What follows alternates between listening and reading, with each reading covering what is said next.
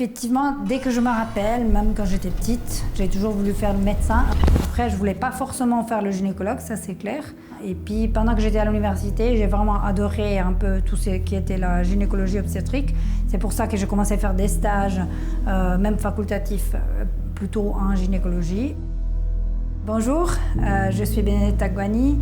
Je suis actuellement médecin adjoint en gynécologie obstétrique ici à l'HFR de Fribourg.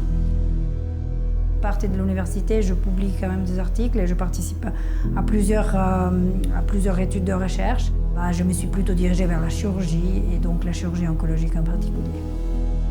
Alors effectivement, c'est toujours difficile de pouvoir combiner la vie privée avec le travail de chirurgien, surtout avec les gardes. Donc effectivement, c'est aussi compliqué, surtout d'arriver à organiser pour la famille, les enfants, les copains, les compagnons. Ça c'est clair. Mais moi je pense que quand on rentre à la maison puis on est content de ce qu'on a fait la journée, c'est ça qui est important. Aujourd'hui, j'ai 3 cas prévus au bloc opératoire. Tout ce qui concerne les tumorectomies, donc des interventions où on n'enlève qu'une partie de la glande mammaire. Et donc là, je vais analyser tous les marges avec l'histologue scanner pour être sûr qu'on est en marge saine.